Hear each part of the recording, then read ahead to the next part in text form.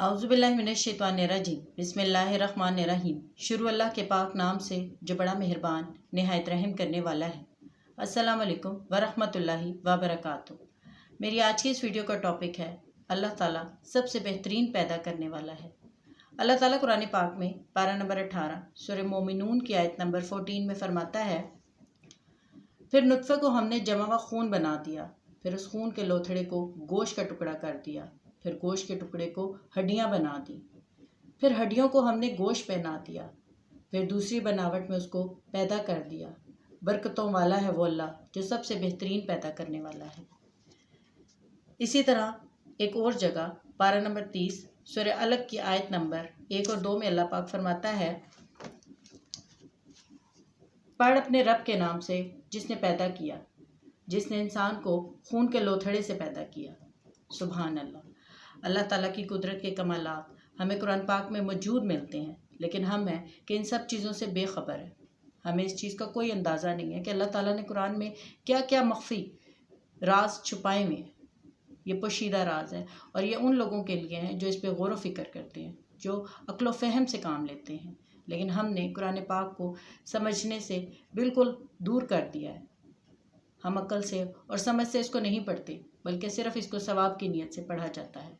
इसको समझने से तो बिल्कुल ही हम दूर हैं। एक हदीस में आता है हज़रत अब्दुल्लाह इब्न मसूद रज़ी अल्लाह ताला अन्हा से कि जब 40-40 दिन हो जाते हैं, यानी 40 दिन नुत्फ़ा, फिर 40 दिन अलक़ात, फिर 40 दिन मुदग़त, यानी 120 दिन हो जाते हैं, तो अल्लाह ताला एक फ़रिश्ते को भेजता है कि जहाँ उस शख्स की रूह होती है, तो अल्लाह ताला कहता है कि वहाँ से इसकी रूह लाकर इसमें डाल दो।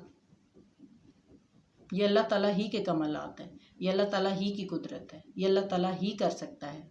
इसीलिए कहा जाता है कि वो कादिर मुतलिक है, वो हर शय पर इख्तियार किया है, हर शय उसके हाथे में है, हर शय के ऊपर वो गालिब है। बेशक कोई शक नहीं है। हम तो इसको समझने से बिल्कुल ही कासिर हैं, लेकिन साइंस ने इसको प्रूव किया। कनाडा की टोरंटो यूनिवर्सिटी के एक प्रोफेसर डॉक्टर कीथ मोर, जो कि एनाटॉमी के डिपार्टमेंट के चेयरमैन हैं, उन्होंने इस चीज़ से मुशाहिदा किया। जब वो अपनी एम्ब्रियोलॉजी के ऊपर तहकीक कर रहे थे, तो उन्होंने कुरान से और अहादीस से मालूमात इकट्ठी की। फिर उन मालूमात के ज़रिए उन्होंने इस चीज़ को प्रूव किया। उनकी प्रेजेंटेशन में ये बात वाज़ह हो गई कि वाकई कुरान की ये जो आयात है, ये बिल्कुल हक़ और सच है कि अल्लाह ताला एक नुत्फ़े के ज़रिए इंसान को पैदा करता है, और ये नुत्फ़ा 40 दिन के बाद अलक़ात यानी एक इलाके यानी एक जगह को घेर लेता है, और फिर उसके बाद मुदग़त। मुदग़त का मतलब होता है कि लीच की तरह की कोई चीज़ चिपक जाती है, और ये उन्होंने दिखाया, प्रूव किया। लेकिन हम हैं कि इसको समझते नहीं हैं। और फिर उन्होंने जो मालूमात कुरान और हदीस से इकट्ठी की थी, उन्होंने उसे इकट्ठा करके अपनी एक किताब द डेवलपिंग ह्यूमन में के 3rd एडिशन में शामिल कर लिया, और उस किताब को बेहतरीन किताब का एवॉर्ड भी दिया गया। और ना सिर्फ ये, बल्कि उसको मुख्तलिफ़ ज़ुबानों में उसकी ट्रांसलेशन भी की गई। और इसके अलावा उनकी इस बुक को MBBS के स्टूडेंट्स के लिए सिलेबस के तौर पे एज अ टेक्स्ट बुक शामिल कर दिया गया। अब ये सारी मालूमात उन्होंने कहाँ से इकट्ठी की? ये हमारे कुरान पाक से, जो अल्लाह ताला ने हमें दिया है। तो ये सब के लिए, लेकिन हम मुसलमान हैं और ये हमारे घरों में मौजूद होती है, लेकिन हम इसे पढ़कर समझने से बिल्कुल कासिर हैं। एक नॉन मुस्लिम, एक दूसरे मज़हब का बंदा, वो इस कुरान को हक़ और सच बता रहा है। जब मुदग़त की बात होती है, जो लीच की तरह की, तो उन्होंने अपनी लेबॉर्ट्री में जब इसकी तहकीक की, तो उन्होंने कहा कि जो अर्ली स्टेज होती है एम्ब्रियो की, वो ऐसे ही होती है, बिल्कुल जैसे लीच की शेप है।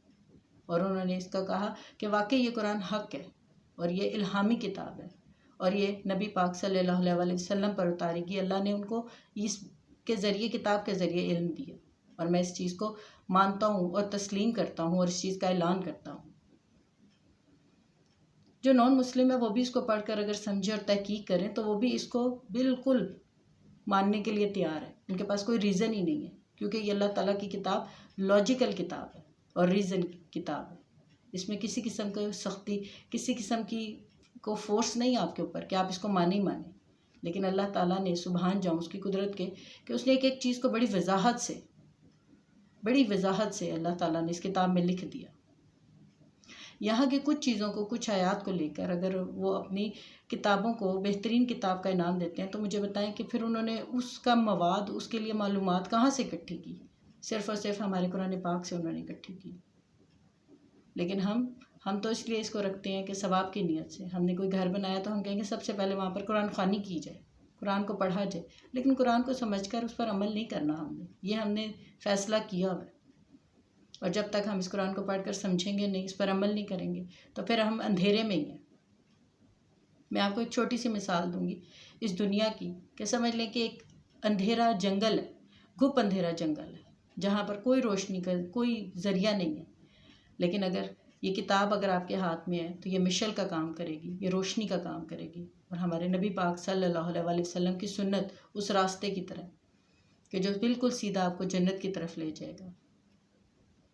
اس لیے میری آپ سے درخواست ہے کہ اس رمضان میں اور کچھ نہ کریں، صرف یہ کہ قرآن پاک کو ترجمے کے ساتھ پڑھ کر اس کو سمجھنے کی کوشش کریں۔ اللہ تعالیٰ ہمیں توفیق دے کہ ہم قرآن کو پڑھیں، اس کو سمجھیں اور اس پر عمل کریں۔ اللہ تعالیٰ آپ کو، آپ کے بچوں کو، مجھے اور میرے بچوں کو قرآن و حدیث کے مطابق زندگی گزارنے کی توفیق عطا فرمائے۔ آمین۔ جزاک اللہ خیر۔